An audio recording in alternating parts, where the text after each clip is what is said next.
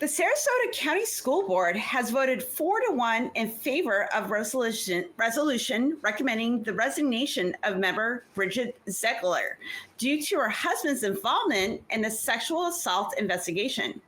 Christian Ziegler, the state chairman of the Republican Party, faces rape allegations leading to the resolution authored by board chair Karen Rose.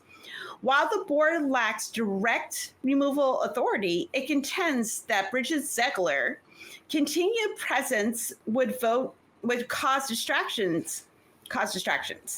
Ziegler, a co-founder of conservative group Moms for Liberty, voted against the resolution, emphasizing disappointment without hinting at resignation.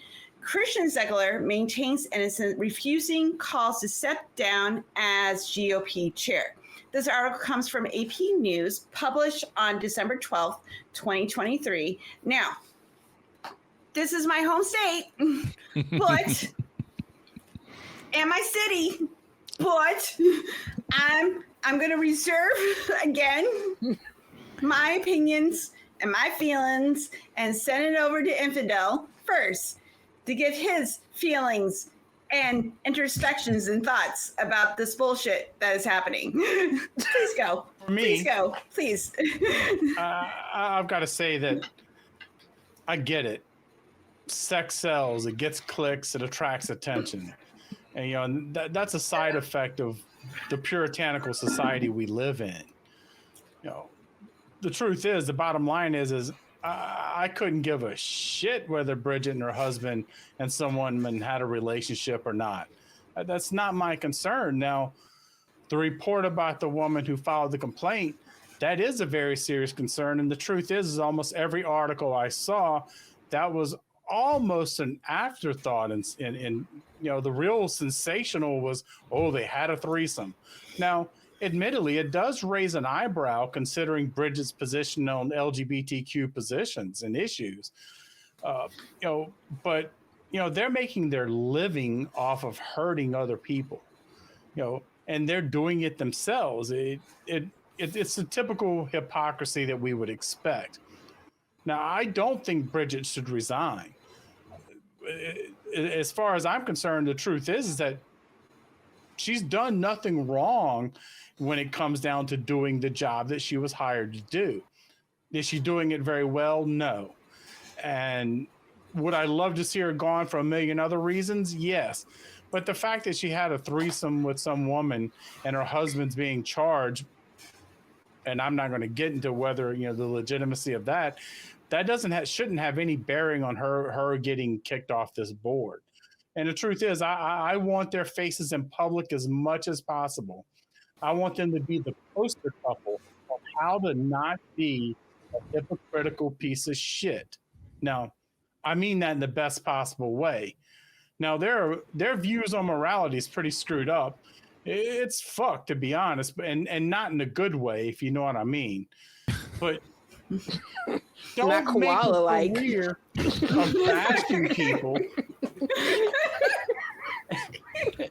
and holding yourself to some strange, twisted example of morality and then not follow it yourself. It does bother me thinking that this couple does have 3 young kids who are feeling repercussions for these actions. This would be no big deal if they weren't ranting around and villainizing people. The biggest and worst case, as I mentioned earlier, is the sexual assault charge that Christian's facing. That's a whole nother ball game. But the messed up part is I looked into it in a review of the area of where they're at in the district they live. Out of 1,000 cases, only 83 went to trial with 63 convictions. 1/3 were completely tossed out. Now, that's a sad reflection all around. But if you want to set a moral high ground, why wouldn't you paint the circle around you to make sure you're included in it? This really is just a case of self-loathing. As sad as it is, that's what we have here, a complete deconstruction in public. And Cynthia, where you want to go with this? Well, I'll tell you, Infidel, where I want to go with this. I'm going to Jamaica. On vacation? Yes, but I'm also going to Jamaica with this. There is an old Jamaica saying that says, peacock eyed him foot when him ear bout him tail. What does that mean? I'll tell you. Translate, the peacock hides his foot when he hears about his tail. The explanation is, a proud person does not like when his little weaknesses, when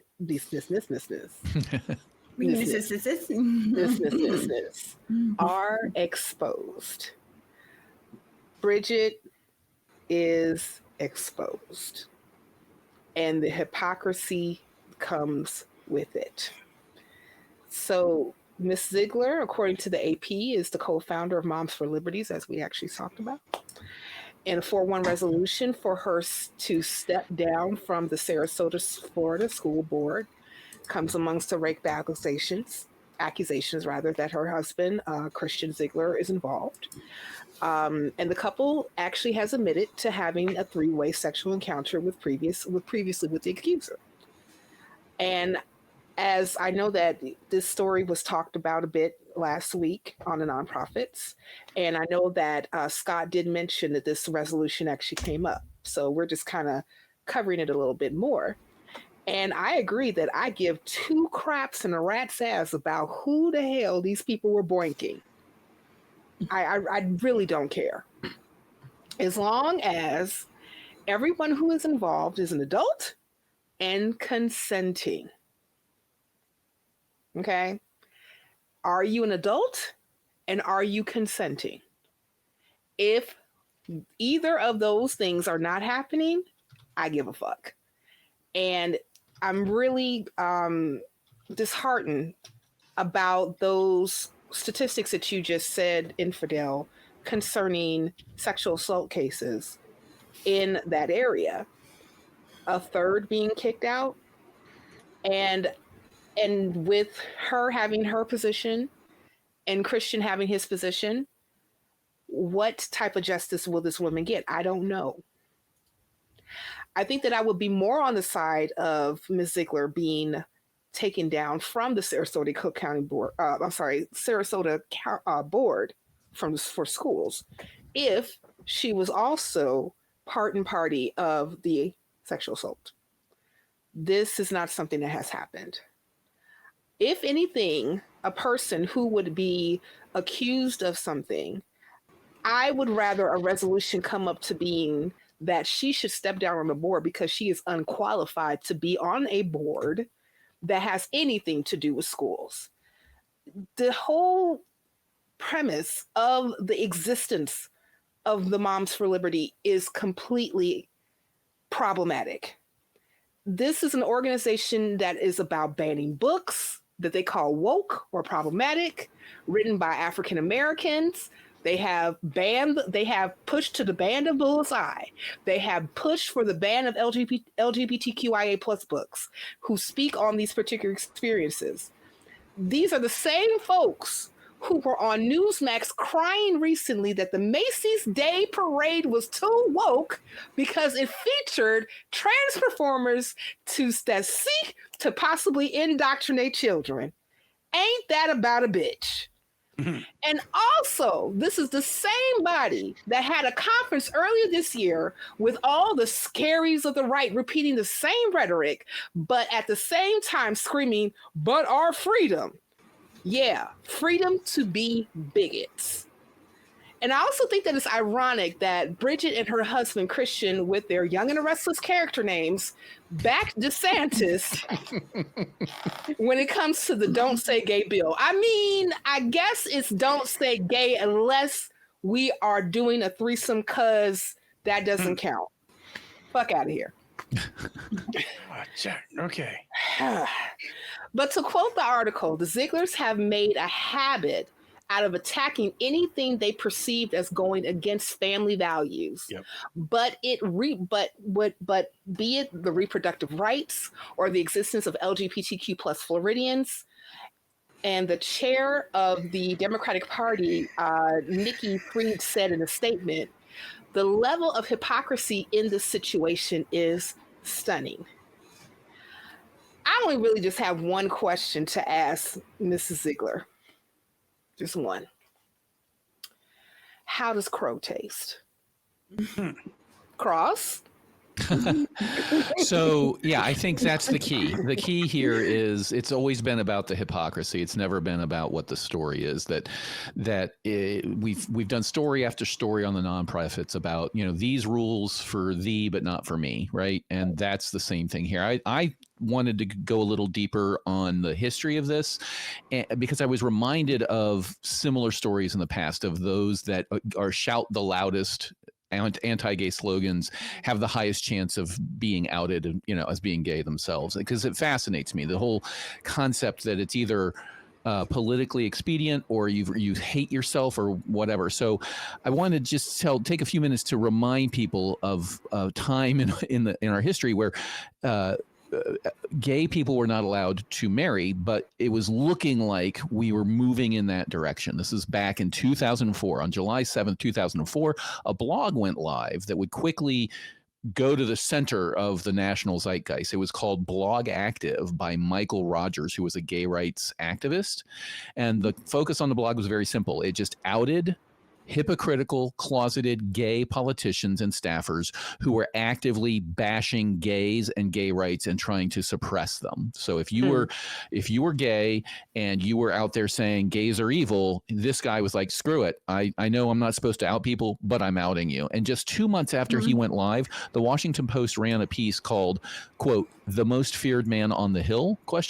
Which discussed his blog, which in that short time, in 2 months, had outed 36 hypocrites. 36 hypocrites. That's 36 people that were actively trying to suppress their fellow gay citizens.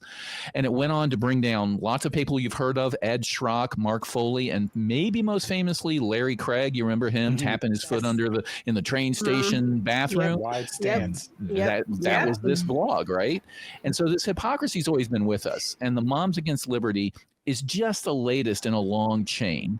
Sometimes I feel very sad for them because they're repressed and indoctrinated and they must hate themselves and feel so guilty. But then I remember the case of Dan Gurley. Gurley was the former national field director for the RNC. And back in September of this blog, September 2004, Gurley had signed off on a flyer for the RNC that was being sent to conservative voting districts around that showed one man simply proposing to another man. And it said, look what will happen if the Democrats win. That's what it's always been about, right? That I need to create this anger, this fear, this rallying cry. So you will focus on that and be mad about that. Meanwhile, what do I do when I get power? I give $1 trillion tax cut to my rich friends because that's what we want. I just want you to be distracted by this social outrage. When Rogers outed him and somebody asked Gurley about it, this is the most ironic part ever. Gurley said in anger, "Who does Roger think he is? God? What gives him the right to bully people around and tell us what to think or how to conduct our lives?" Just let that sink in for a second. The guy who is trying to legislate against gay rights and tell you you're evil and bad if you love somebody of the same sex, who himself was gay, said, what gives this guy the right to state a fact about me that I am gay? How to conduct my life? So, that's all the GOP does really these days is create social outrage and practice hypocrisy. And the saddest part about this whole story is it won't move the needle. Their voters don't care. They don't care. If they don't care about Trump keeping national secrets in his bathroom and running a race-based insurrection, I don't know what they will. Or committing sexual assaults even before he was elected. Yeah, exactly. Grab them by the you know what, right? They don't care. They do not care. The highlight, I think, is when we're talking about Moms for Liberty. We did a story a while ago on them, and I mentioned one of their chapters posted a newsletter on their website with a quote from Hitler on the cover. Those who control the youth control the future or something like that. And it wasn't an accident. It said, Adolf Hitler. They were crediting Adolf Hitler. What happened there? They just, took it down. Was anybody asked to resign? No. That was the goal. Like, we're going to dog whistle Hitler stuff just the way Trump does. This woman goes and has a consensual threesome, and her entire party wants everybody associated with it run over by a truck. Hitler quoting, fine. Fun little threesome, you're the worst person in the world. That's the GOP of today. That's Christian nationalism writ large. Helen, try to calm me down. I don't think I'm going to succeed. And Okay. also, you said moms against liberty during your talk, and I was just like, yeah, that's more accurate. Oh, yeah, his mother's for liberty, isn't it? Right. Yeah, That's moms for liberty. Yeah. Okay, so I want to point out that we talked about them the last time I was on this show, that I pointed out that they're a hate group recognized by the Southern Poverty Law Center. They are listed as a hate group. Shocking, I know. When they're talking pretty much against LGBTQIA people and, proposing book bannings, on and on it goes. Like different, same fascist, different dressing. It's all, all the same stuff. And it just frustrates me because, like, Ziegler got voted into the school board where I live. And as we've all pointed out, that there's some shit going on in Sarasota County. I am not surprised she won because her opponent was barely mentioned on newscasts. Ziegler had a more presence in her campaign when she was running, and most of my county is red. So, and this was at the time when everybody was talking about Christian values and the direction. It's the same rhetoric we've been hearing for the past few years, but it wasn't. Now it's getting more amped up that we're moving into an election year. It was like the same, but not at the national level, but it was definitely localized. And now, I don't care. I don't care if someone engages in whatever sexual conduct you want to do, as long as it's consenting adults. I do not care. But what bothers me about this is that these people preach Christian values, the innocence of children, protecting purity and the American way and blah, blah, blah. And then Mrs. Ziegler's husband decides that the woman that is their accuser didn't want to participate. And he went over to her home anyway and sexually assaulted her. And Allegedly. I know that. Allegedly. Yeah. And I'm going to point out that, as a survivor of these things and not being believed, that I am citing, but I might be biased. But also too, when it comes to Republicans and this type of shit, their proverbial skeletons do come out of the closet and start to dance around. And I don't know if any justice is going to be served, but this is a conversation we need to be having, not just in my county, but on a wider scale, of if we're not going to hold people accountable for their actions of heinous acts against other human beings, then what the fuck do we even have a legal system for? What the fuck are we even talking about calling for justice? If we are just like, well, this person did something terrible, but they have the policies and they're a part of the group that I like.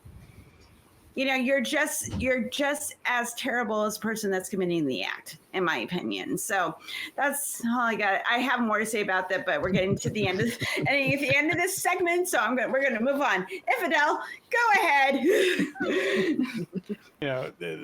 The thing that I find very interesting is they've really ridden this anti-LGBTQ train as far as they can take it.